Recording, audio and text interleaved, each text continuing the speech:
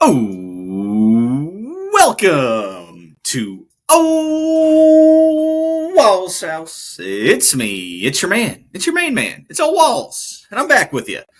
Episode 187 is coming your way. Before we get into that, I just want to say thank you to everybody. I appreciate all the support, appreciate all the watches, all the listens, so thank you, thank you, thank you. Don't forget, if you guys could, please rate, review, comment, subscribe, and share. And we got a fun episode coming. We got our guy MJ. You may know MJ from the Full Range Podcast, which you can find on Spotify and the Ole Walls House YouTube channel. We're diving into our NFL preview series. We start with the AFC and NFC East today. We touch on a little bit of SummerSlam too. We give it an in-depth look, I would say, over the course of this episode. So without any further ado, let's get into it. MJ's here. MJ's back. We're going to be doing our annual now. I think like third time through here that we've done the NFL preview. We're starting today with the AFC and NFC East. We are filming this directly on the back of SummerSlam Sunday night, so we are going to dive into that a little bit. But MJ, how you doing tonight? I'm doing great, man. It's very late for the folks that are listening to the Ole Walls House podcast. It's very late, but we're here, man. We're excited. Brock Lesnar came back, so that was exciting. So I feel like I got a little bit of like a jolt of energy because of that. So that was good. Let's before we dive into the NFL. So those of you folks who are here for the NFL, bear with us for five or so minutes here. SummerSlam. What'd you think, man? I didn't catch all of today. I really only caught like the last two matches today. Yeah, night one was actually I thought really good yesterday. Mm-hmm. Like overall, I thought the matches were really, really good. Today was like really good or really bad to me. Like the Valkyrie and Becky Lynch match was like just so many mistakes. In the Solo Sikoa and Jacob Fatu. I thought Becky Lynch was fighting wasn't it Valkyrie? Bailey. No. So Bailey came in just randomly. Okay, I flipped my phone on randomly and saw Bailey on there. Okay. Yeah, so like it was just there was like a zip tie, and then like the Valkyrie girl was just laying there, like basically letting her zip tie her wrists. Mm. And then they were too loose. So at one point they fell out. So then like she panicked and just put them back in the zip ties to like make her hands cuffed. Like Becky Lynch, like I feel like botched a few, like even just like simple punches kind of like in the beginning of the match were kind of ugly, and it took them a while to get going, and then there was just kind of big mistakes throughout. And like I said, the Solo and Fatu match were just kind of like, I don't know. Yeah, it just, and for like a steel cage match, especially, like you kind of get excited for that. And I just felt like I feel like those two matches were put in a really good place though, because they're like in the middle to late, and no one really, those are always the, I guess, least important matches. Mm-hmm. It's usually like the first one and then maybe the last one or two. So yeah. Overall, I thought it was like a really good pay-per-view. Like probably one of the best in a long time. It looked like the ladder match was just a complete spot fest. Right? Oh my God, yeah. I mean, there were like 12 people out there, right? Yeah. You couldn't look away for 10 or 15 seconds. And someone was going through a table, getting a chair thrown at them, going off a ladder into another ladder. Like there was always something. Like I stepped away for a few minutes just to go get something. It was constant noise from the living room of just like, like just everybody going nuts on the TV. And yeah, so I even probably missed some of those big spots, but the ones I saw were, I mean, that was a great match for not knowing half the people in it. I'll have to go back and watch that one because I was out to dinner tonight and didn't see it. I will say the beauty of pro wrestling, if you can pull off the last 15 minutes of a night, you can really change. And even like the last, like, I will say it, Saturday night, I thought the Punk and Gunther match up until like the last 15 minutes was pretty blah. Yeah. And then like the last 10 minutes of that match was pretty good. And then Seth Rollins, he pulled one over on us. It was a ruse, MJ. It was a ruse. Just talking to my brother today. Him and I went golfing, and we were talking a little bit about it on the way up. And I love that the WWE is getting into this like small routine of every once in a while lying to everybody. Yes. I love it because you can't hide anymore. It's not like I was telling him like years ago, it was like, oh, Stone Cold Steve Austin's going to be out 2 or 3 months because of a back injury or whatever. In the same night, you hear the glass shatter and he's running out and he's beating the hell out of somebody.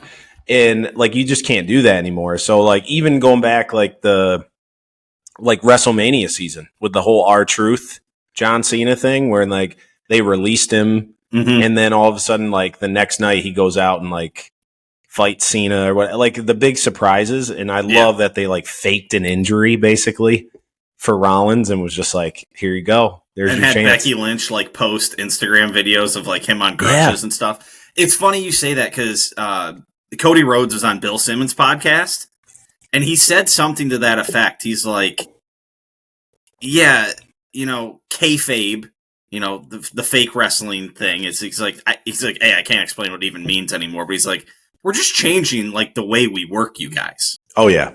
Like, we put out this like backstage show, but like maybe we want to show you all of that. Yeah. And like, so now they're all playing into like, yeah, we're telling you everything, but are we telling you the truth when we tell you everything? I love it. It's kind of like reinvigorated a little bit of like the mystery of it. Yeah. Like I feel like there was like a good 10 or 15 years where you were like, all right, you saw this something. This is what's going to happen. Yeah. Yep. You saw something on Twitter. You saw something on YouTube or whatever it might be. And like, you just knew what was going to, and it was kind of like, well, it takes the fun out a little bit. There was no surprise. Like even with the Lesnar thing, dude, tonight, like there was I didn't see anything. It's not like I get a ton of it, but like how awesome is that? Like that was a surprise, even for the casual fan. That's a big surprise. Like I think that's really, really cool. I was watching with the roommate and she's like, oh, all done. She's like, are you going to do the pod with MJ now? And I was like, something's happening. They're like lingering too long. Like I thought it was going to be The Rock, and The Rock was going to be like pissed at Cena, and he was going to beat Cena down, and Cody was going to come back for the save. But I'm like, something's happening, babe. Like they're just lingering around. Like the credits aren't coming up. Like they're going to do something. I did not expect Brock Lesnar to be out there. Yeah, that I was fully expecting, if anybody, The Rock.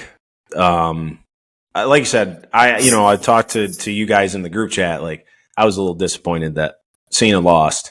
Just because I don't understand why losing it now really makes a lot of sense. You have 4 months to go. You have four major pay-per-views left. It's like the Paris one, Crown Jewel, Judgment Day, and then Saturday Night Main Event, I think are the four big ones left. Survivor Series should be in there somewhere. Oh. Okay. Well, maybe that instead of Judgment Day, maybe they don't do Judgment Day, whatever it is. But like, so now I guess with Lesnar, it does help because it's like, okay, now we have this for the next. They should have had Lesnar come in and screw him. Like screw him out of the title. Like, so that there was more of a reason to fight. I don't know. Whatever. I don't care. Whatever. Give me Cena and Lesnar again. Yeah. But at least it gives us something. That match was fantastic. Yes, it was. A little finisher heavy at the end, but otherwise, like, that was great. Because I was worried Cena couldn't go anymore.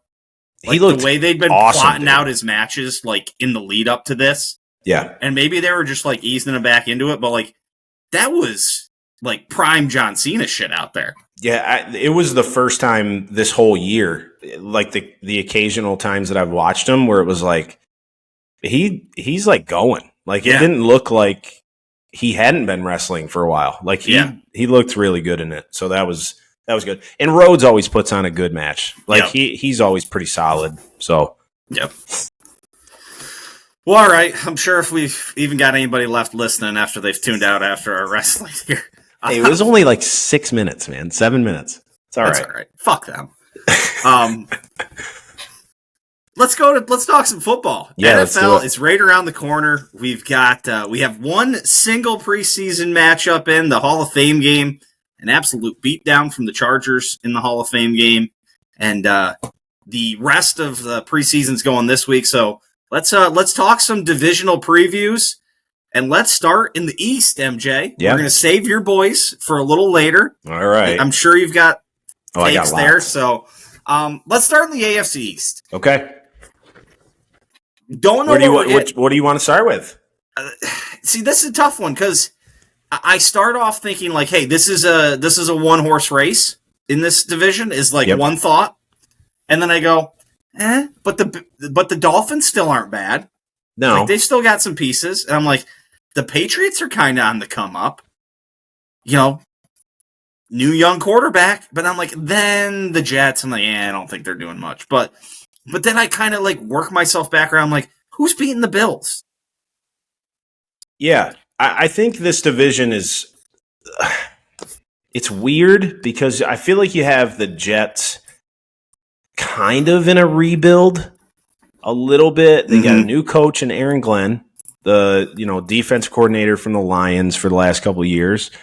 You have a new head coach in New England with Mike Vrabel, who I really, really respect as a coach. I always really thought, I think he got a little bit of the short end of the stick in Tennessee. Like, I thought he did a good job for... Yeah, I just don't think that was a great put-together team there. Which is partly his fault. Like, that's part of his job. Yes. But I will say, like, it's... For what he had, I think he did well. They got the conference championship game the one year with him there, right? Yeah, I think so. That may have been a Tannehill year. Yeah. I think Tannehill and Derrick Henry going absolutely nuts. And then you have the Buffalo Bills, who are kind of like the mainstay. They haven't really lost a lot of guys. They've added some young pieces. They've won the division 6 years in a row. I mean, probably the best quarterback in the league, if not the top three at least. And then you have Miami, who, like you said, I think they're good. There's some talent there, but I'm also worried on. And if we want to start with the Dolphins, like I'm worried a little bit about the coaching there. And like I like Mike McDaniels. Mm-hmm. I like Tyreek Hill a lot as a player. Jalen Waddle is a really good young wide receiver. I like their running back room a lot. Like, I think their offensive line is at least average to me, and I think their defense has some good pieces. I think they just picked up Minkah Fitzpatrick in free agency. Like, they've got Chop Robinson, who I think is kind of due for a breakout year. Jalen Phillips is still down there as a rusher as well. Like, they do have some talent, but I think this is a year where they could really fall apart. I think it's make or break for Josh McDaniels. Yeah, if I'm gonna predict like what I think may happen, I really do think they fall off early a little bit. I think they've kind of find their way in like the middle of the season ish, and then kind of close out as the cold weather starts happening. I think they fall apart a little bit. I have them winning 5 games this year. It's one of the they're over one of the worst teams. Yeah, I just something screams to me bad start. And you know me, if you've been listening to this podcast for the last 3 times that we've done this every year, I'm not a Tua believer. Like, I'm just not. I wish he would do well. Like, I don't dislike him. I just don't really see it. Like, and with the injuries and stuff, I really think they go as he goes a little bit, and he's not reliable. And I think Tyreek Hill might have enough. I think this might be the last season in Miami type of thing. I mean, there's more. There was stuff out today. I didn't see what it all was yet, but it was like even Mike McDaniel was kind of like giving hints that like he's kind of tired of Tyreek Hill shit. Mm-hmm. And there's a lot of shit that comes with Tyreek Hill. Like, phenomenal player, talent level to a million, but like there's baggage. Yeah, I think it just comes back to, like, he knows he's a top 5 wide receiver. Yeah. And, like, those guys are, a little diva-ish, and that's not a slant. Like, it's not anything bad about them. That's just who they are. They want the football. They're really good, and he's incredible. Like, yeah. And he at this point in his career, and he's hinted in the past of like wanting to retire younger.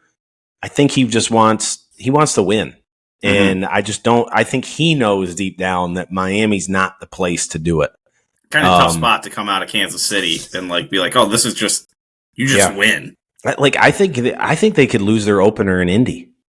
Well, as soon as you said you think they only win 5 games, I pulled up their schedule and I was like, damn, they could be 0-3 in a hurry. At Indy, Patriots come to town, then they go to the Bills on that's Thursday Night Football, short week to Buffalo. So, like, even if they pull out the win in New England, like I think home versus the Jets, they could lose. I think so you're higher on the Jets than I think I am. Yeah, I think so, a little bit. At Carolina's not a gimme. Like I think we just assume that Carolina's going to be bad. Carolina kind of found like something. Yeah. At the end of last year. And you don't know if that's going to carry over, but I think everybody's... But Bryce Young, it felt like found a little bit of a groove when they brought him back in as the starter at the end of the year. Yeah, I just think like people just assume like, oh, it's Carolina. They've been bad. They're just going to be bad. They're going to win 3 games. I think they could... And I haven't really dove into that division yet, but like... They were competitive last year, and who knows? Maybe Bryce Young and that team takes another step this year. So, I mean, then you got Baltimore, Buffalo, Washington. like that's like a gauntlet before your bye. Then you get New Orleans, you get Tampa Bay. Then you're at New England in late week 18, I think it is, or something like that. Like, yep. So with the like, Bengals and the Steelers tossed in there too. Yeah, at Pittsburgh. Yeah, versus Cincy late in the year. Yeah. I think this is one of those years where I'm sorry if you're a Dolphins fan, but I think it's a collapse. Shout out friend of the program, Matt Waiter. Yep. Sorry, Waiter. Speaking of the Jets. I was going to say, let's hop over to the Jets. Yeah. I'm not high on the Jets. So, I see a 5.5 win total for them, and I'm hammering the under. Okay. Let me talk you on the over. Okay. All right. So, I like Justin Fields. I'm going to preface this by saying that. I like Justin Fields. Is that a homer? Is that a little homer in you there? Yes, it is. Yes, it is. Ohio State?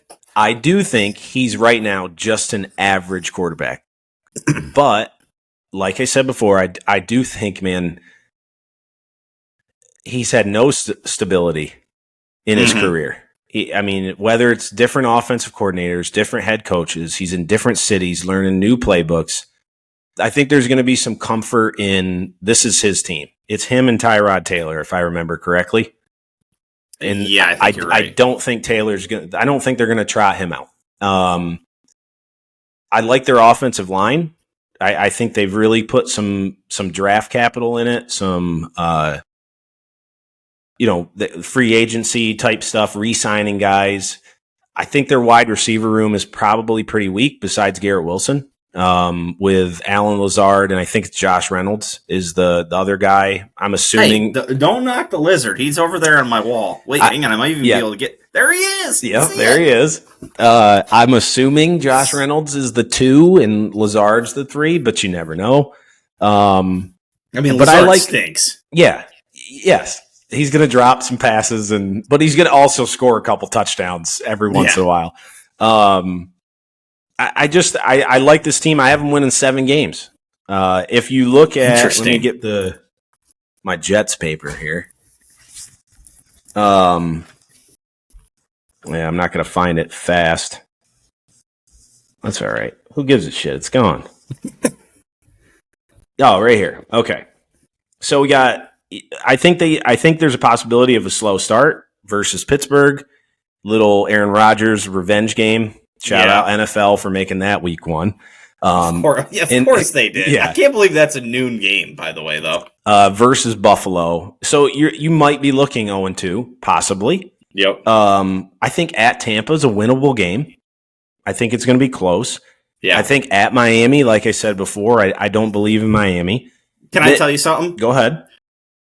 Somehow, some way, I'm going to have so much riding on Jets Bucks in week 3 on a noon game that if that one doesn't break my way, it'll ruin the rest of my slate. Like, so that's just what that game is. Like, I'm going to have a parlay involved in it, a teaser. There's going to be there's going to be something that makes or breaks my day with a noon Jets Buccaneers game. So this is what you do right now. You jot it down in a notebook and tell yourself not to do it. Don't do that.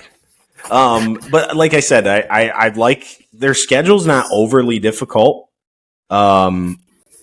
I think there's some winnable games. I don't think 6-7 wins is out of the question. Like, I think they're possibly the third best team, and I think we are discrediting Falcons, Jags, Saints, Broncos, Panthers. Like, there's some winnable Bucks. Like you said, there's winnable games out there for them. And I just need your listeners to remember,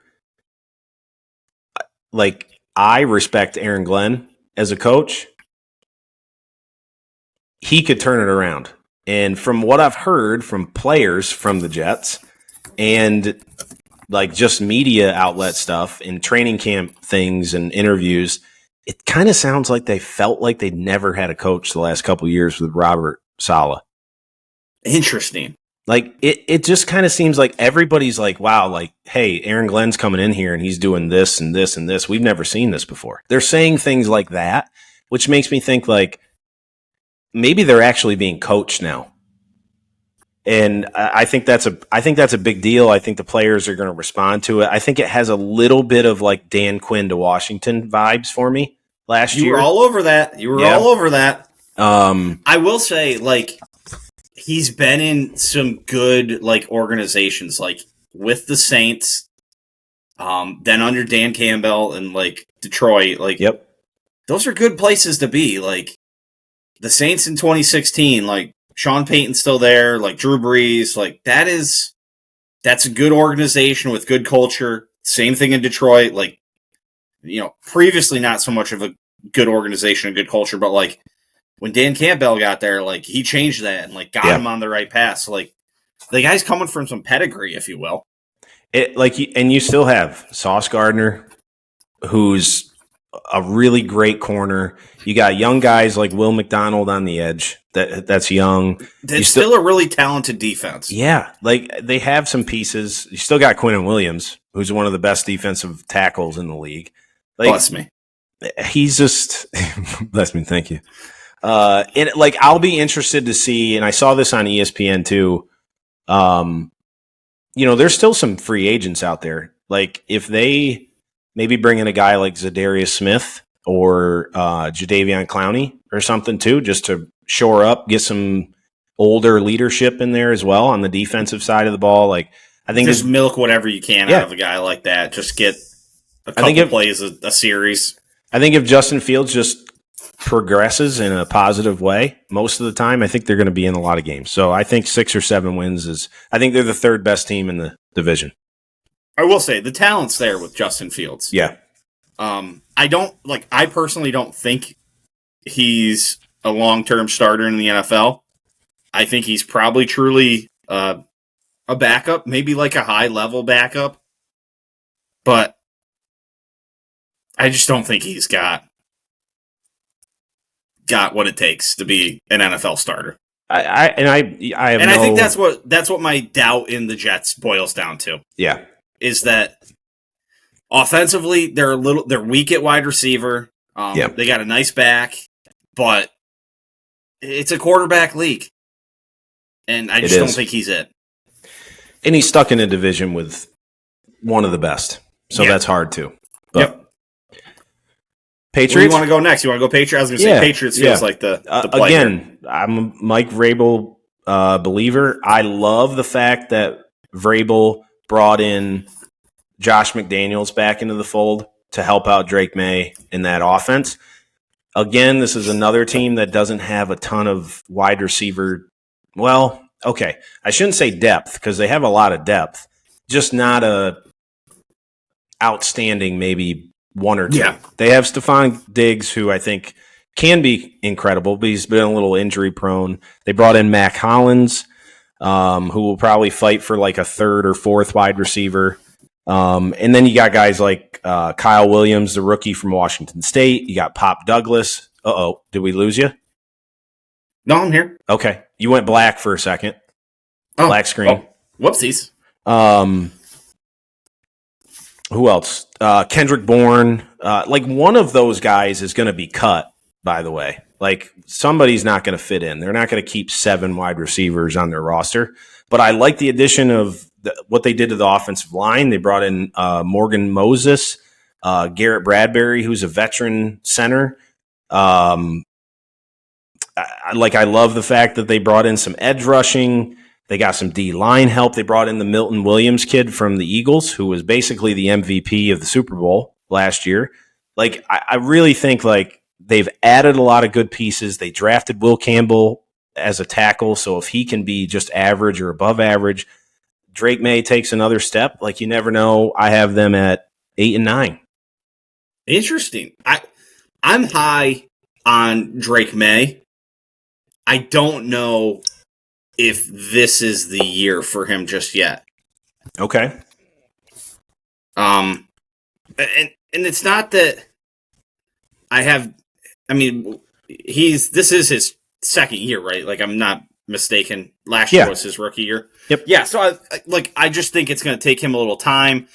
Like you said, I don't know if they have enough at wide receiver to pair with a second-year starter to push him over the edge to get him to be an above 500 team. But I think the future's bright for them. Yeah. It's funny, we think of Josh Allen as like this young up and comer still. What's he? He's 29 now, and I know like the peak for people is getting later in their careers, but like once you hit 30, like things can start to happen. Like there's an injury, and so I think this is set up very well for Drake May in the future. He's gonna have to weather a couple of years of Josh Allen just probably shoving it right down his throat. But I think the future's bright for Drake May. Yeah, and I just don't know if it's going to be just this year. If Diggs can stay healthy, that makes a big difference. Because I do truly think like he may have been the best receiver in Houston before he got injured. And then, obviously Nico Collins is great and, all those guys. But like he was dominating games for a while before he got hurt. So like you never know there. I like the running back room. I think didn't they draft Travion Henderson from Ohio State? Love him. I think they pretty did. Sure. Yep. Second round. I think this could be like that bridge year to them being really good next year. Yeah. Really good next year. Yeah, I think we're going to look back next year and see the signs. Yeah. And be like, oh, I saw, like there was this game, they were down in the fourth quarter, he led them back, they either, they may not even win a game like that. Like it may be like they were down 14, he let them down, got a touchdown, let them down, got a field goal, got them right to the edge of the end zone, like something like that. And you're going to be like, oh, there were signs. Like he was closing in on it. Yeah. And next year he's going to take the lead. That's kind of what I see. Let me give some love too, because I didn't mention him. Christian Gonzalez, the corner for New England, is a fucking stud, dude. And from the things like I loved him coming out of the draft. I mean, top 15 corner in the league coming right out. Yeah. And from some of the stuff that I've seen out of like New England's camp and like social media stuff and everything, he's dominating in camp. Like I will say, he's picked off Drake May like 5 times in like 3 days. I do want to put like a little bit of like a hold your horses on the reports out of camp. I know. Because so much of that stuff, they get like into situational stuff where it's like, hey, you are throwing the ball to this receiver on this route, and the defense knows it, and they're just jumping routes and stuff like that. So, but there is some things you can take from it a little bit. He's still making plays. Like, so I think you still got to get it done. Like, you can know what's going to happen every time. And I'm going to be a little bold here, Wally. He's a little bit of a poor man's, and that's a bad word to use because it doesn't respect it enough. A little bit of Patrick Surtain in him. Ooh, bold indeed. Yeah, bold indeed, my friend. Yes. Come here for the hits,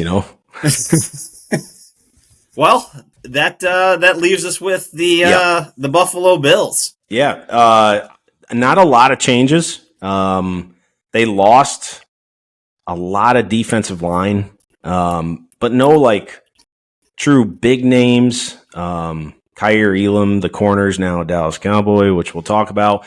But they brought in some guys. They Tre'Davious White, Dane Jackson. They brought the linebacker Shaq Thompson in. They brought in injury-prone Joey Bosa for an edge rush, which I really like if he can stay healthy.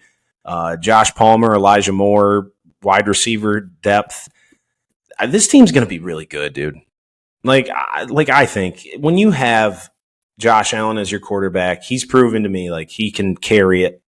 I love the fact that they extended Shakur, the wide receiver. I love that guy, fantasy football darling of mine.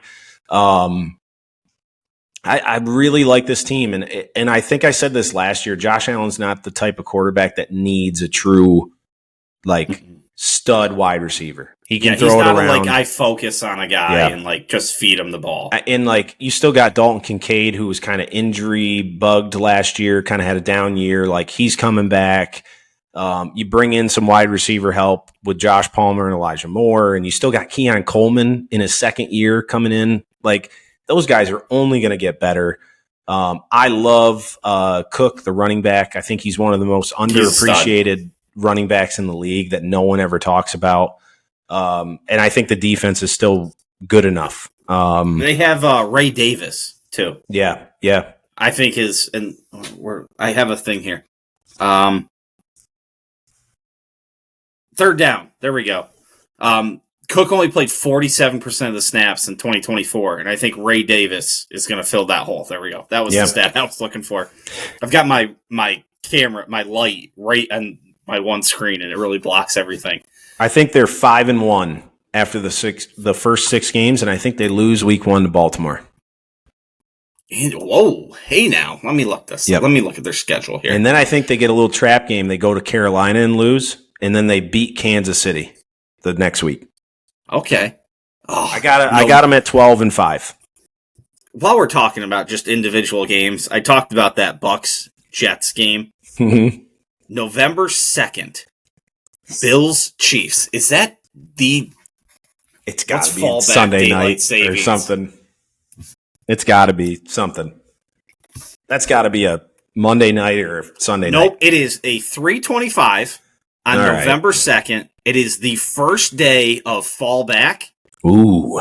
So it's going to be dark when it kicks off. It is the ultimate, we are in the swing of football. I was like, that's right when that's happening. I saw that date and I was like, yep, that's we are in football season. And it's in Buffalo. That place is going to be fucking They're going to be nuts. rocking. Oh my God. They're going to be we got an extra hour to get out to the tailgate today.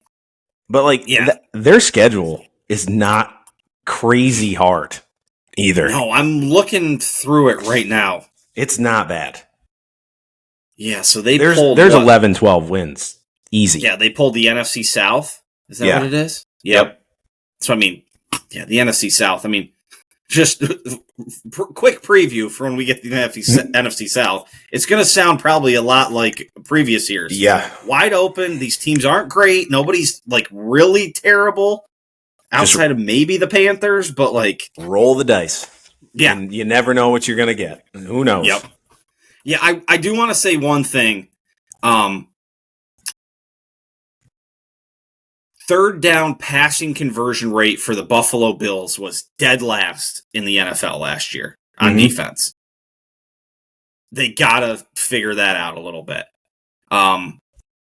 They had the third best turnover margin on defense. They created 32 turnovers. Only 2 teams did it better. Those 2 numbers don't jive up to do that back-to-back years. Yeah. You have to fix something. You're not just going to keep creating that many turnovers. I've seen that as a Packers fan that, like, there have been years where, like, the Packers, it's like, they get burnt. Oh, but they create turnovers. We're all right. It's like, that shit doesn't work forever. Like, when push comes to shove and you end up against a guy like Pat Mahomes in the playoffs, like, he's not going to turn the ball over like, you know, I don't know, Justin Fields, just for an example of someone we're talking about here. Like, there's a difference. There's levels. Yeah. And when you get to the playoffs, you can't just rely on getting turnovers all the time. You have to just make stops the traditional way. Cowboys 2 years ago. Play defense. Yep, there you go. When they led the league in turnovers and then got rolled in the playoffs by Green Bay. There you go. Yep. Well, shall we? I would before I assume you're picking Buffalo to win this division. Yes. Yeah. Yes, okay. I got Buffalo 12-5, and then New England at 8-9, Jets at 7-10, and Miami at 5-12, or 5 and whatever it is. I think he'll eat the Miami one a little bit. Never know. And I think he'll eat the Jets one a little bit. Okay. We'll see. All right. NFC East. Mm-hmm. Let's save your boys to last. All right. Let's just get the Eagles out of the way. Yep. They're bringing a lot back. We expect them to be, you know, a preeminent team in the league again. Tell me something we don't know about them. You know, you mentioned that they're bringing a lot of guys back, but they lost some dudes. I mentioned Milton Williams, the defensive tackle. Darius Slay is no longer an Eagle. Josh Sweat is no longer an Eagle.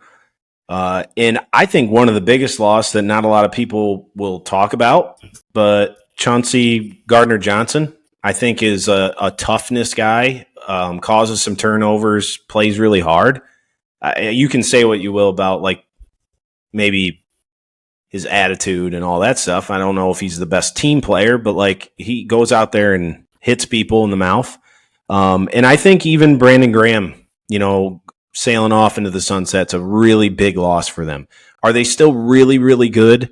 Their defensive line, yes. Like, pass rushing, I think their linebacker room has been a problem for years and years and years, and I think that's getting better. With, you know, Nakobe Dean, even though he's kind of banged up right now, Zach Bond, Jeremiah Trotter Jr. is a young guy. They drafted the Can we talk about how weird Jeremiah Trotter Jr. is? Yeah. I know. Like, I'm uncomfortable. I know. We're old. You started saying Jeremiah Trotter, and I was like, oh, yeah, Eagle. I'm like, wait, no. It's his son. It's his son. Yeah, it's his son. I think the one hole for me on this team is a little bit of secondary besides, and I understand, like, people listening and be like, oh, MJ has no idea what he's talking about. We have Quinyon Mitchell and Cooper DeJean, and but after that, you don't have much. Mm-hmm. Your safety room got worse without Gardner-Johnson. Like, if one of those guys goes down, like, your secondary's not in the greatest of shape. It gets thin in a hurry. Yeah. I also think something that's a little hidden in all this is Jalen Hurts does tend to run the ball a little bit more. If he does get hurt, your backups are Tyler McKee and Kyle McCord. Ooh. You got a guy that's been in the league for a few years in McKee, and, you know, obviously he's a backup for a reason. And you got a kid that's played well in college, got better every year in college, had a great year at Syracuse. Like, but he's still a rookie. Like, yeah. So obviously you got does Saquon. A great year at Syracuse translate to anything? You never know. Donovan McNabb shot out, I guess, a little bit. I think that was a different era. Yeah, it was. But, like, they're still also really good, man. They also really are dealing with a new offensive coordinator. Yep. Kellen Moore's gone.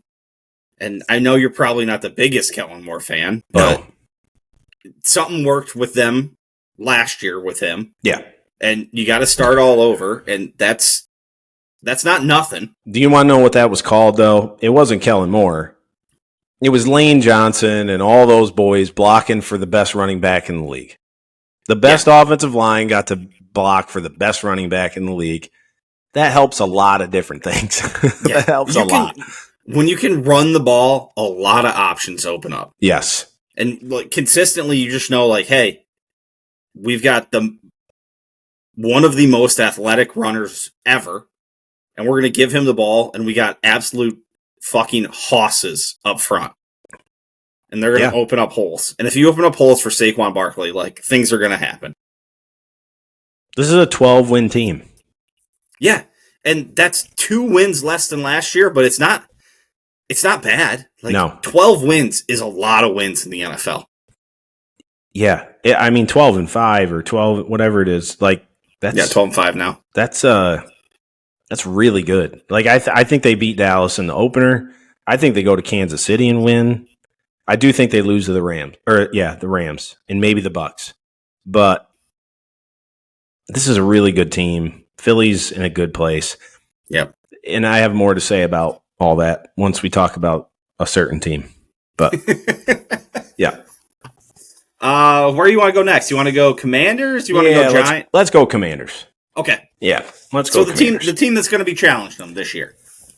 Possibly. At least what we think. Yes. Yeah. Another, you mentioned earlier that I kind of called a little bit of like the first year, new head coach, young quarterback, good team around him. I really do like the team around Jaden Daniels. And I will say this, I'm going to toot my own horn again.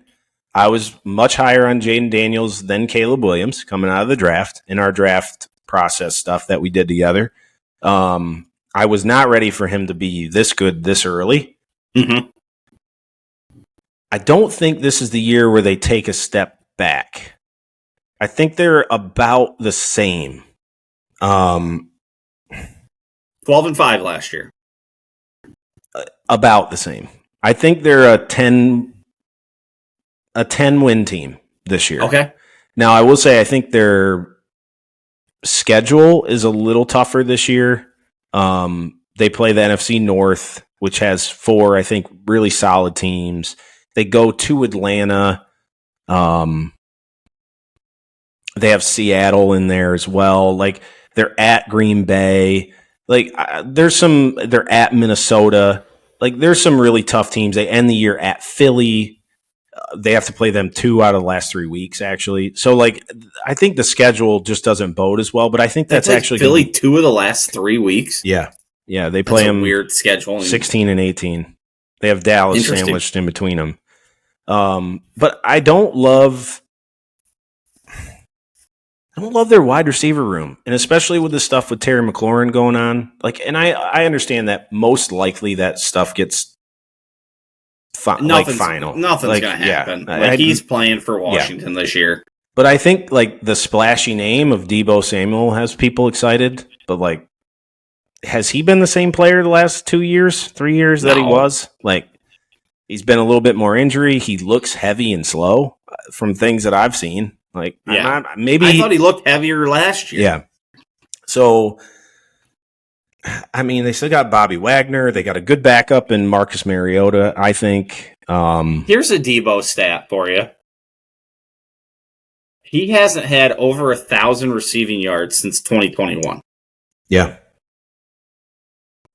He's only ever had more than 1,000 all-purpose yards twice, 21 and 23.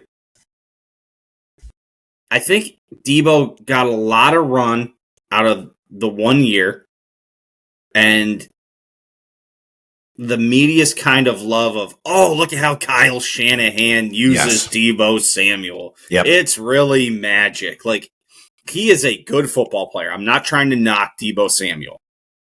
I think he's, like I said, he got a lot of run out of 2021. He scored 7 touchdowns in 2023. So, and then he rushed for 5 that year as well to like keep his kind of numbers up. But he only had 5 touchdowns in 2022, and last year he only had 4 total touchdowns. Which I think last year he was banged up. He was banged up. He played in 15 games. Okay, yeah. But banged up.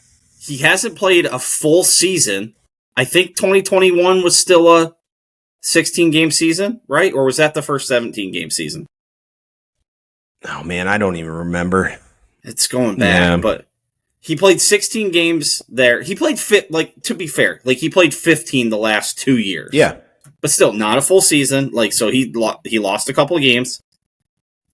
It's not like he's this super, super productive guy. He's a gadget guy. Yes. Which, I mean, and maybe they use him in the right situation. Yeah. That is perfect. And you can use him right. If you can use him right, he can make an impact. But, he's not just this, super productive, 1,700 yard all-purpose yards like he was the 1 year. That's not him consistently. Yeah, I think this team lost players, added somewhat of the same positions, but I just don't know if they got better. Mm-hmm. And this could all be fixed with Jaden Daniels having even more success this year. Yeah, if he builds. But man, I think this is going to be a really solid year. I think they're a playoff team. I think they go 10-7. And they're good. The running back room kind of scares me a little bit, I guess, but I think their defense is going to be good and their offense should be good. I don't know if I'd put great in any of those categories, but I think they're going to be good enough to win some games and beat some teams that they should beat and maybe upset a couple and maybe lose, the occasional trap game here and there. And I think they're going to be fighting for a division crown and playoffs. Yep, I agree. Let's do the Giants here. I don't expect them to be very good. A lot of people don't. That's kind of the thing. And I'm also in that boat a little bit. I'm also in that boat. And honestly, man, it only comes down to quarterback for me. Yep. I don't. When you mention quarterback, let me interrupt you real quick. Yeah, I just read.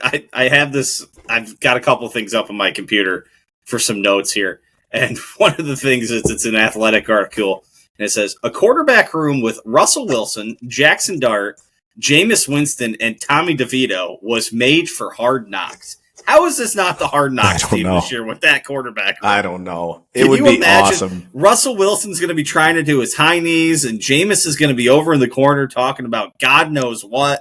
Tommy DeVito is going to be trying to sell some rock out of the back of a bakery or something like that. I don't know. It's going to be awesome. All right, so let me talk about a positive first. If you're a Giants fan, I think the defense is going to be actually very good. Okay. I really, really do. I really like their defensive line.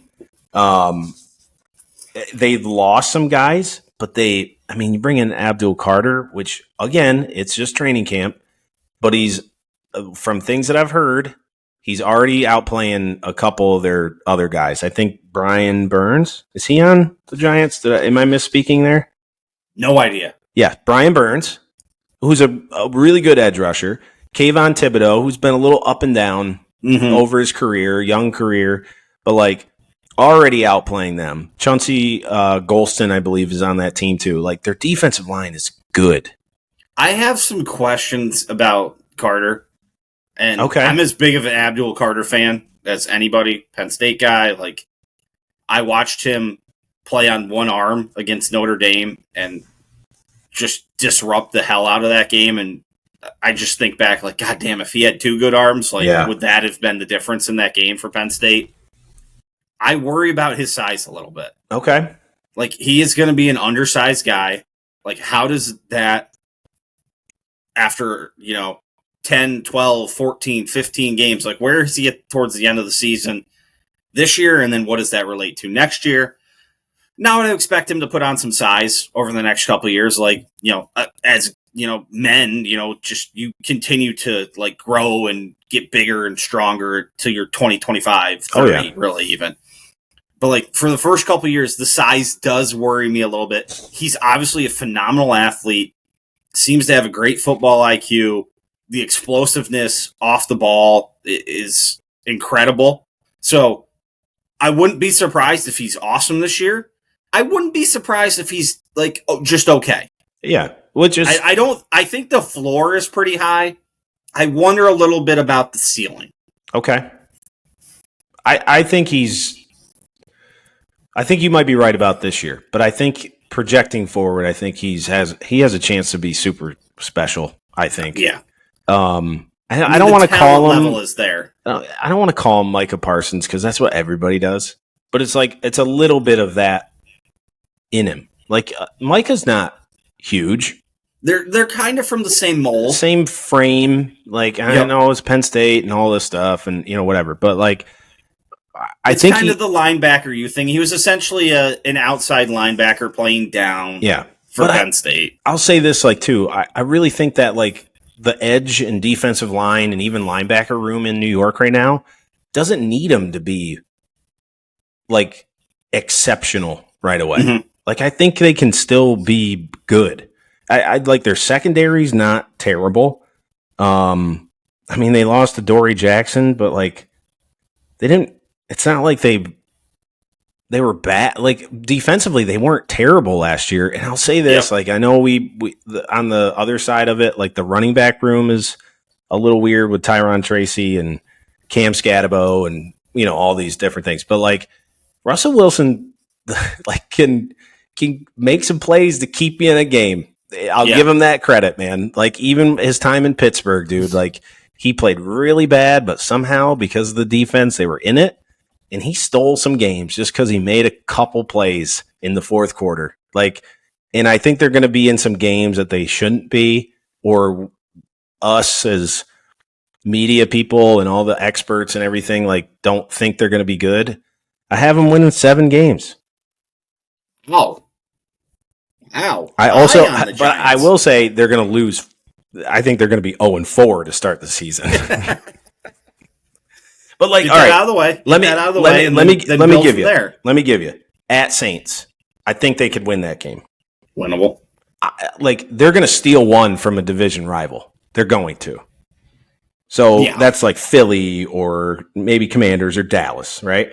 I think they can get a team like the Bears. I think they can get the Chargers. I think the Niners. Who knows what the Niners are going to be like? And it's at New York this year. I was going to say, they've got the Chargers and the Niners coming east for noon games. Yeah. I mean, at Patriots could be a winnable game. You never know. That's a 50-50 game. 2 teams that are kind of, maybe middle of the road to slightly below. You never know. Vikings and Raiders, like those are winnable. Who knows? J.J. McCarthy maybe isn't it. And like they go steal that one at the Raiders later in the season. Like, I think there's 6 or 7 wins out there for the Giants. Like, I don't think it's that crazy to say that. You're talking me into it a little bit. Okay. All right. I'm not there, but it's still Russell Wilson. You've made me see Malik Neighbors. I mean, Malik Neighbors. Yeah. If you listen or read anything fantasy related. Oh, yeah. They're like, Malik Neighbors is a top 6 fantasy pick. He might be. I mean, he might be top 4.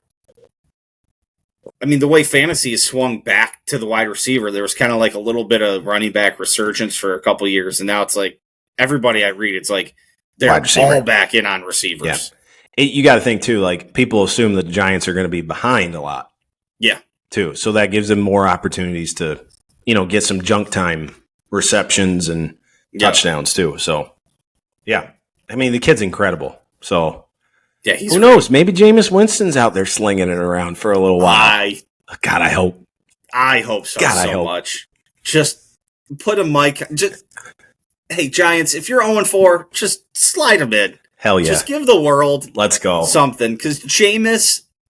We need it. We need Jameis Winston. I don't know exactly when it was, but it was post my knee surgery last year. So that was in October. Because I can remember. So, yeah, the Browns probably had lost, probably 1-4, 2-5, whatever, at the point in the early season. And they slotted Jameson because I can remember I had all my TV and stuff set up in an extra bedroom upstairs, and I was watching games and probably playing video games with you. Did you still hear me, MJ? Or did you You're just frozen, freeze? But I can hear you.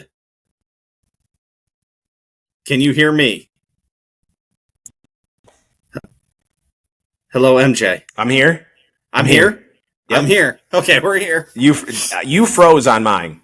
You froze on mine. Okay, well, we may have just been staring at each other for a good 30 seconds. It could be interesting. I'm trying to tell stories about Jameis giving his speech in the snow and how beautiful it was. God, that was awesome. It was incredible. I just remember it vividly, sitting in my extra bedroom at post-knee surgery, my knee locked in a brace. What I love most about Jameis, too, and I don't know if you said this when we froze up there, but he's always like staring off with a big smile on his face. Never looking at who he's talking to. He's just like, and that snow is so beautiful. And it just like, he's always just staring off like it's like he's looking at God all the time, you know? It's like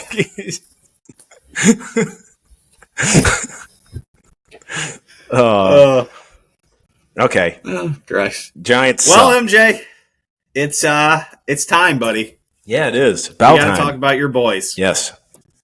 How you feeling? I'm feeling really great. Everything's really good. I love being a Dallas Cowboys fan. It's so fun. Just 30 plus years of average.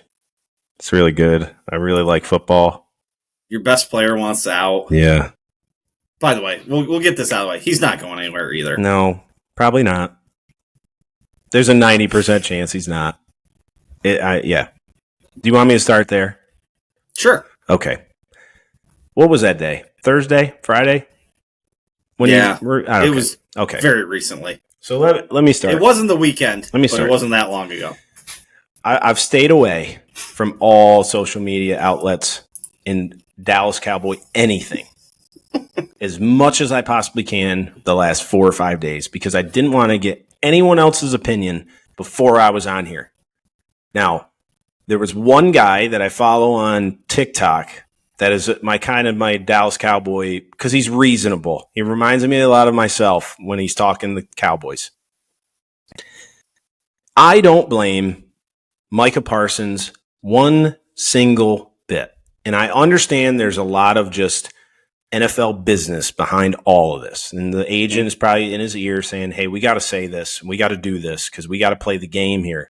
And we got to be really serious. We got to be dug in. We got to do all this stuff. I get it. It's understandable. I don't blame him at all. And to be honest, I hope he digs his feet in even more and sits out.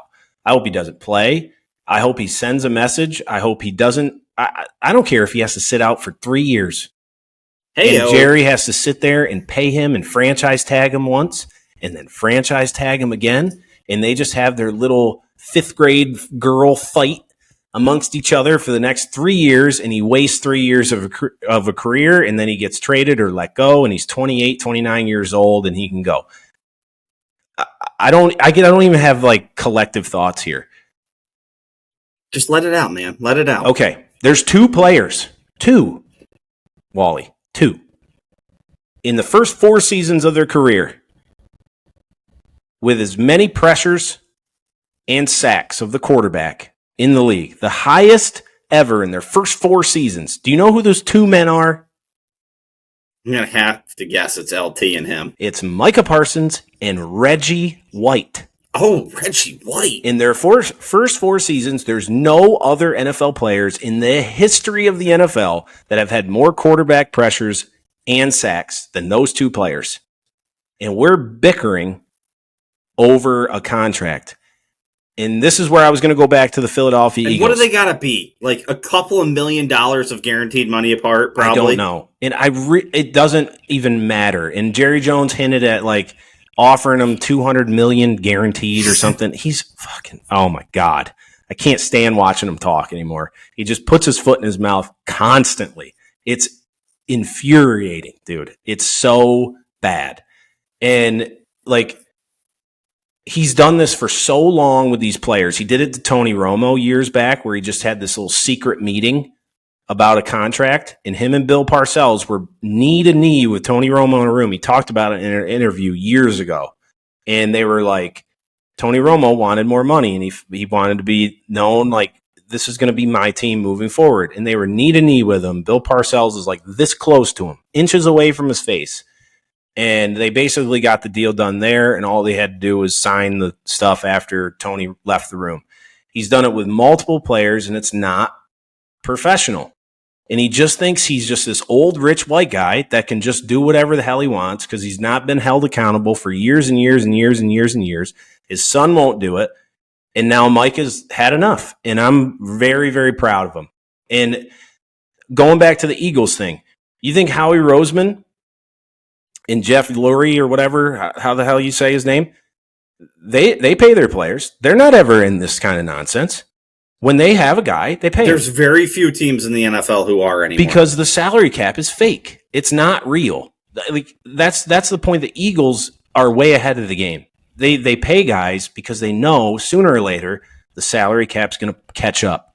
And that's why everybody, including me, years and years ago, would say, well, the Eagles can't keep doing this.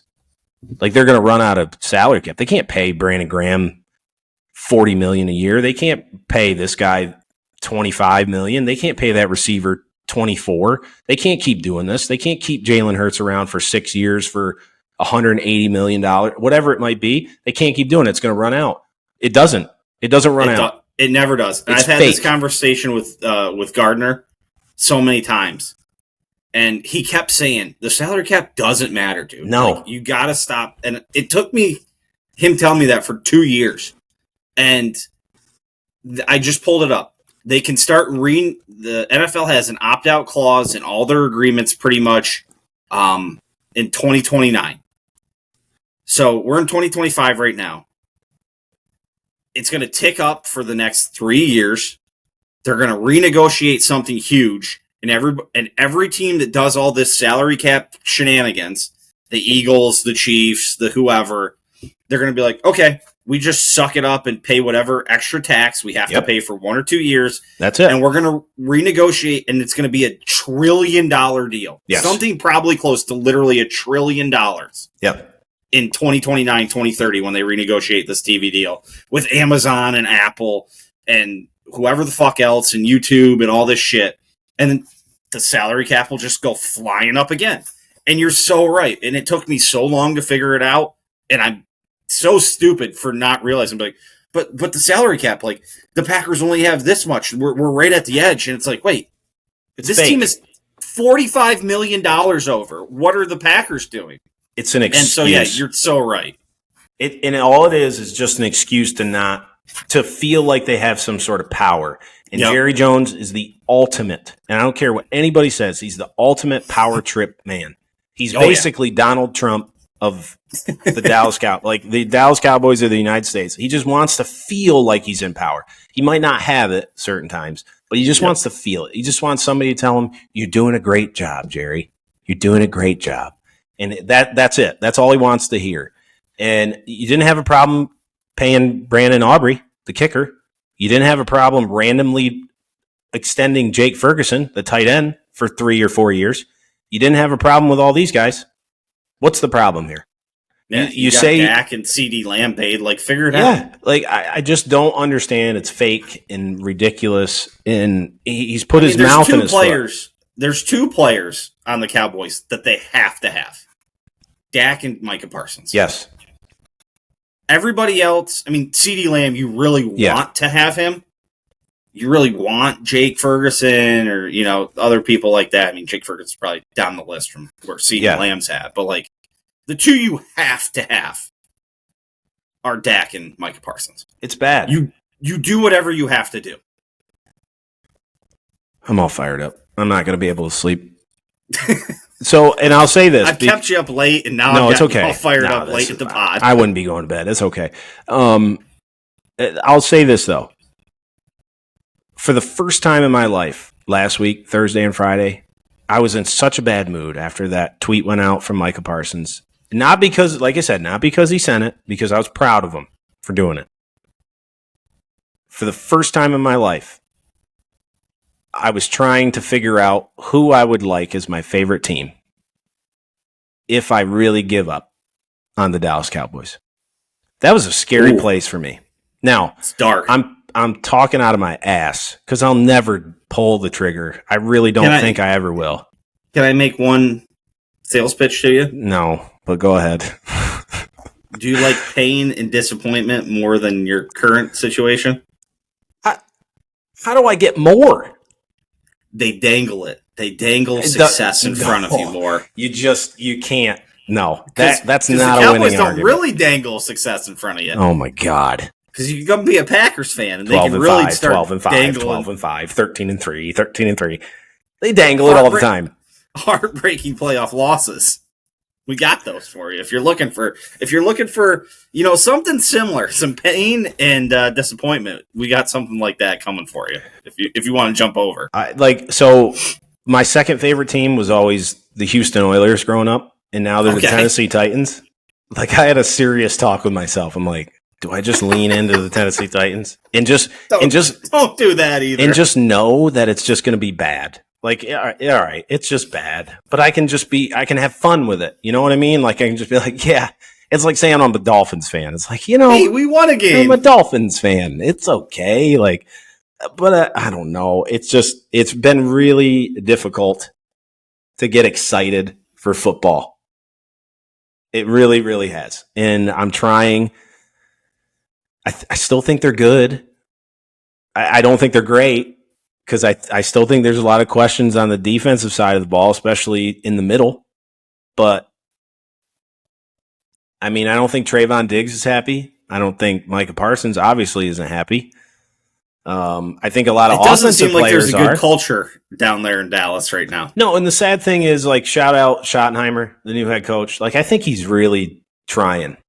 Like, I think he's trying to change. That's a whole other thing, too. Like, that was... Yeah. That was an interesting choice. It was. But, like I've kind of, and maybe this is just because I all my hatred has gone to Jerry and Stephen Jones, but I really do think he's like trying to change the culture of like, we want toughness. We want guys that like are willing, they love football. Like they want to be there to play football. It's not just about the money. And I also love that like he's big on like the relationship side of it. He's very open about like he makes sure that he like physically touches and talks to a player, every player every day. And I think that's that's super cool. You don't see that in a lot of professional sports. That's more of like your high school, college level type coach. But I like that. And I think like guys will fight for him. But then you got somebody upstairs, you got the landlord that keeps coming down and saying, hey, rent went up this month. Sorry. Like, you got to pay a little bit more. And it's just like, it's like, we're going to rise you up. And then Jerry just beats you down a little bit. And no matter what you say, like, you've been part of teams, like high school, college, whatever it is, like, you want to go to war with those guys. Like, so no matter what, like, that locker room is going to be on Micah's side. Yeah, when you got a leader that likes to beat you down. You and I were in one. Yeah, we were. It's okay, though. We're not going to mention that. But, yeah, so I have them. I still think Dak is way underrated for some reason, and it's just because what the uniform he wears. I mean, he's a top 10 quarterback. Man, yeah. I've been fighting for top 6 or 7 for almost his entire career. I just think people don't realize what he has to deal with. And that's true. The numbers I would fight that back he puts top up. 6. You could maybe get me at like 8 or 9, but I think it's Josh Allen, Patrick Mahomes, Joe Burrow, Lamar Jackson. No. I mean, I'd take him over Herbert. He's proven. You know how I feel about Herbert and Lawrence. I'm taking him over Trevor Lawrence any day of the week. What's Herbert done? Dak Prescott has the same numbers as Patrick Mahomes. I said I'd take him over Herbert, no doubt, right now. I think the conversation starts at 5 or 6. For me, it does, but that's just me. I don't want to get stuck on that, but that's just my opinion. Well, I'm stuck on it in my head right now. And no. People are going to say Jordan Love. People are going to say Jaden Daniels. Jaden Daniels, you got to do it for more than 1 year. But like, hey, if Jaden Daniels does it again this year and next year, like, okay. Yeah. I agree with that. Jalen Hurts? Jordan Love, no. Jalen Hurts. Why? There's an argument there. Why, though? I know. Listen, I know he's with a good franchise, but like he got it done. Yeah. I'm just talking about the better quarterback too, though. Part of that is situation. Yeah, always is. Most of the time. There's a debate there. I'll give you that debate. Yeah. Like if he's somewhere between 5 and 9 to me, at minimum. Yeah. 5's probably a little bit of a reach for me. He's an MVP candidate 2 years ago. He was second. I'm not out here being like he's 15. Sorry, dude. I'm all fired up. I told you I was fired up. I'm more on your side in this than like the general public. I guarantee you that. Because there are way too many people in the general public who be like, Dak sucks. Yeah. And I'm like, no, he doesn't. No. Seven-ish. I think I'd take that. I think for now, there's a lot of teams in the NFL who would take him as their quarterback. Hell yes, right now. Oh my God, yeah, way more than half of them. I mean, there's easily 20 teams that'd be like, we'll take him right now. So, like I said, I think the O-line has gotten a little bit better. They're younger, but I think they're a little bit tougher. I still worry about defensive line and a little bit of secondary. I still think there's going to be a lot of games where it's just like they're just playing from behind so much. It's just going to lead to Dak trying to play hero ball, which at some points you have to, and he doesn't care. Yeah. He doesn't care about throwing interceptions and stuff, and like he just wants to win. Yeah, their defense is still not good. Yeah, outside, like they've got a couple pieces, but like on the whole, yeah, I think this team can pass or rush the passer. Yes. They brought in Dante Fowler. But the catch is if you're not playing from the lead, yeah, that's it. Like it's over. You can neutralize that real quick. Yep. And I love Osa Odigizua as a deep tackle. I think he's really good, or at least solid. But then you got like Mozzie Smith. I do like the addition of Solomon Thomas. That's a name that is out there who's kind of underperformed in his career. Also, who's going to run the ball for him this year? You know, I like the draft pick of Jaden Blue from Texas. I did. I think in the 4th round. I'm kind of excited for Miles Sanders, man.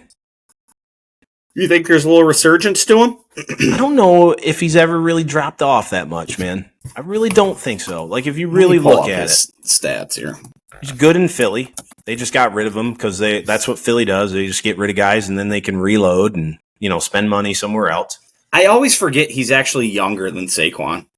And then his Carolina time, I think there was a little injury bug going on in Carolina for him. Yeah, he only had 129 carries in 2023 and 55 in 2024. But like the year that Philly gave him the ball and were like, "You're our guy," 259 carries.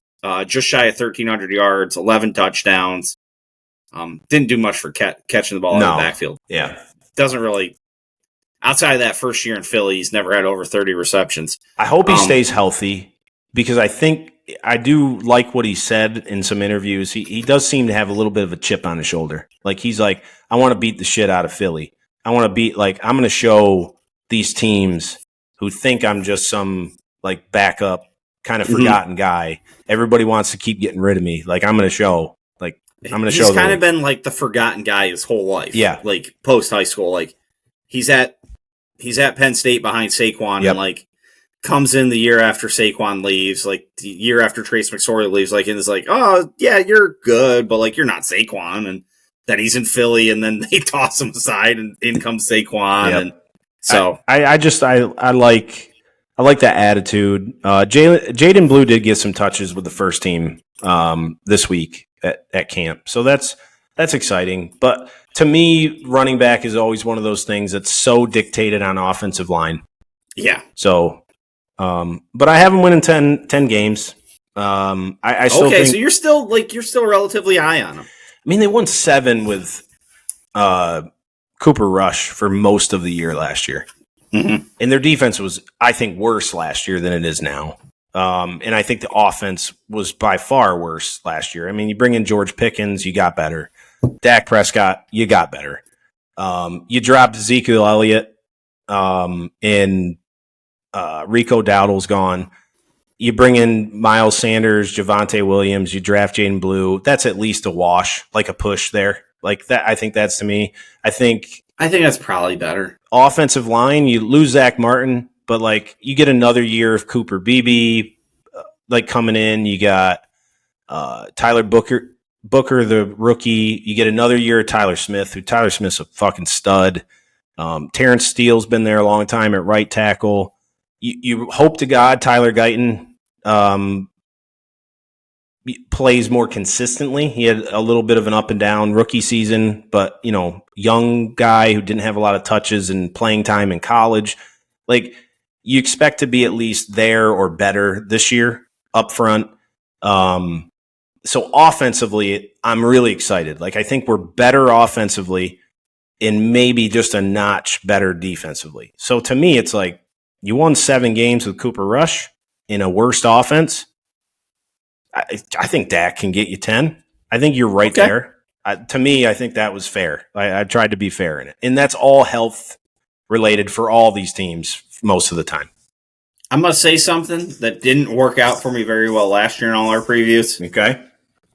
There's too much going on off the field. Yep.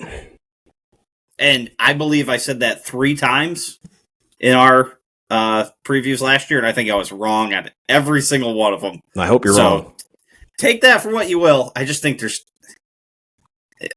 who's driving it, Wally? Sorry. It's from the top. And Yoda himself, Jerry Jones. And I don't think Schottenheimer has the standing, if you will, to persevere past that. We'll see. Maybe I'm wrong. And maybe because there is no standing, and he's not trying to protect anything, he's just fuck it. Hey guys, look, everything in the world stacked up against you, and you can go out and you can go do something with it and prove everybody wrong, even the fucking guy that's not wanting to pay you, and you can go shut him up that way. Maybe that works. Yeah. But I don't know. I'm skeptical. I think they're third. I think in a good division. I think they're third. I mean, if you go 12-12-10, that's a lot of wins for that division. Yeah. I have 12-10-10-7. Or sorry, 12-10-10. So that's a lot of wins out of that division, MJ. I think it's going to be a really good division. In a weaker NFC compared to the AFC. To me, anyways. But yeah, I think there's 2 pretty good divisions in the NFC. Yeah. And I think there's 2 pretty weak divisions. Yeah. But it's not Buffalo, Kansas City, Cincinnati, Baltimore. We'll get to Cincinnati. I've got thoughts. Okay. All right. I do too. But that'll be our last week. The North is our last week. So heading to the North. What do you want to do next week, MJ? Let's give the folks a preview. Where do we want to head next week? The West or the South? Let's go South. All right, we'll head to the South. We'll head to the South. A jumbled up mess of the South. Yeah. Coming next week. Oh, God. I'm going to have to dig deep.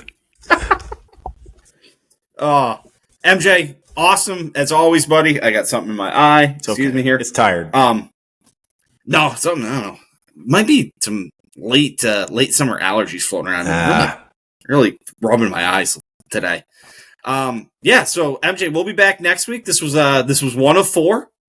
We'll keep this going. We'll end with the North, so we'll be going South, West, North to finish here. Don't forget to check out MJ and the Full Range Pod.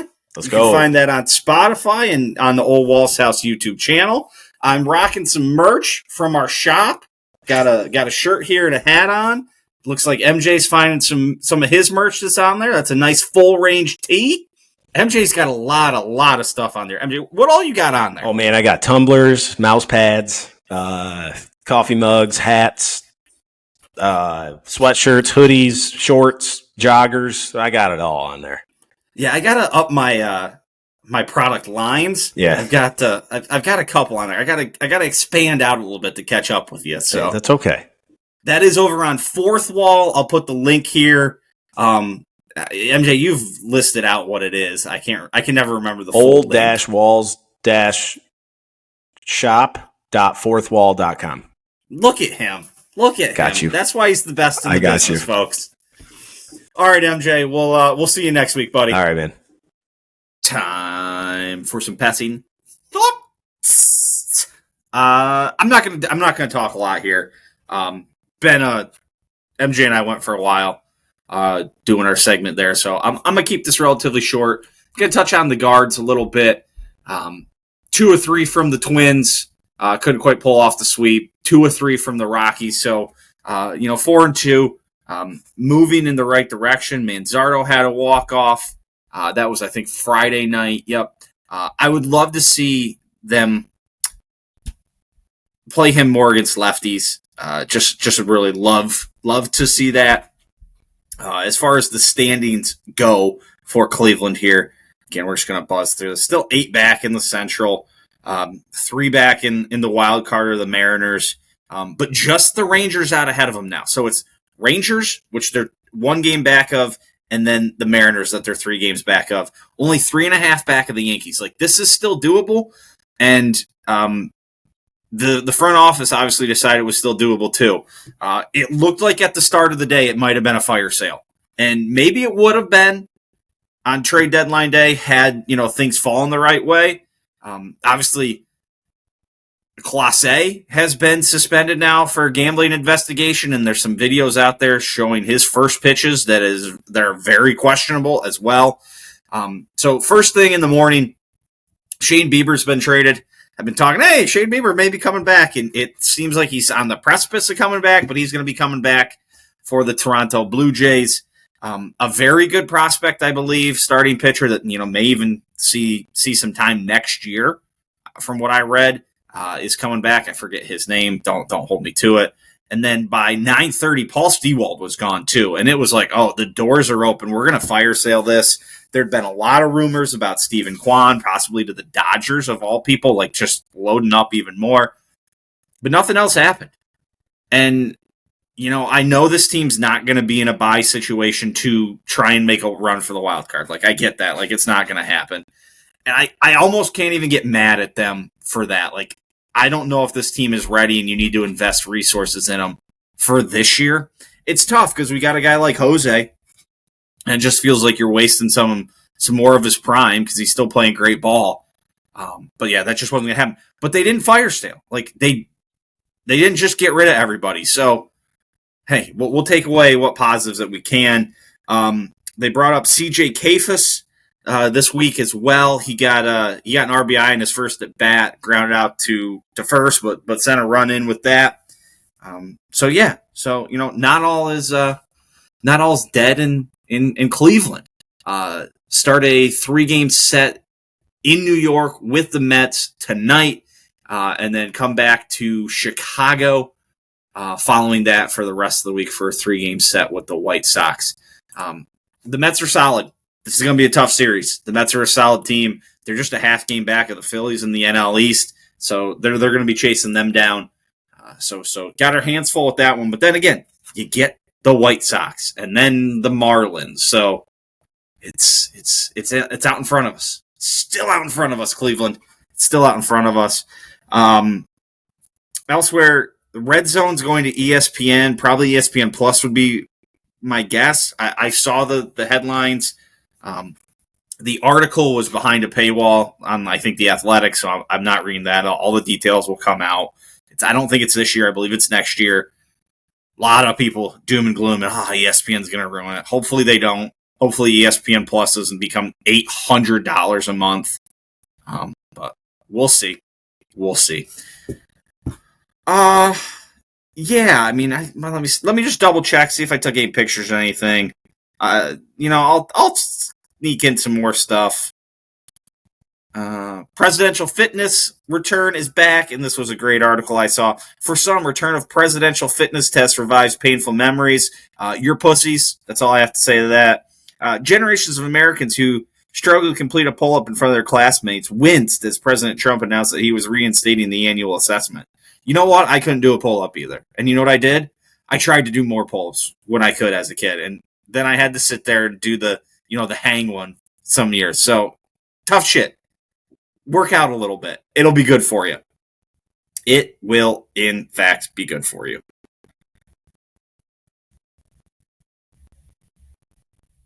this will probably be the last thing. I'll read a little. These I think come from like Reddit, but then they post them on like Instagram and stuff like that. And the title is "No one cares what your score was ever." Golf picture in the background. I had the most miserable round I've played in years yesterday. Dropped 3 straight into the water on my 90-yard approach on the 3rd hole. Had a 10 on 2 separate holes on my way to a 109. I didn't get mad. I enjoyed the day with my playing partners because I realized that no one, not my wife, not my playing partners, not my best friends, no one cares about my golf score. I could shoot a 72 or a 102 and my life would not change one iota in either case. Get out there, enjoy the game, savor the great drives and flushed iron shots. Let your mistakes roll off your back. Have fun because if you're not, you're spending a lot of time and money, and mental anguish for no reason at all. Or you could just not be a pussy and try and get better.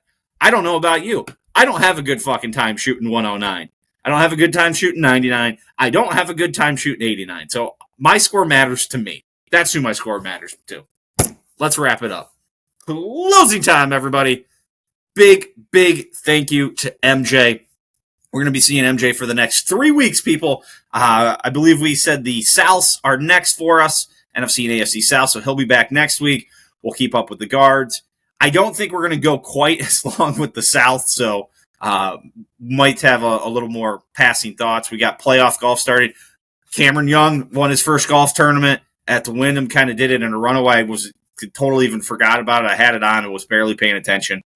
He bogeyed 2 of the last 3 and still won by like 5. So his name's going to be all over the Ryder Cup. We'll talk more Ryder Cup coming up as well. So, that should do it. Don't forget to check out MJ on the Full Range Podcast, on Spotify, and on the Ole Walls House YouTube channel. And thank you to all you listeners. Thank you to producer Kevin for getting started on the video. Till next week. Peace.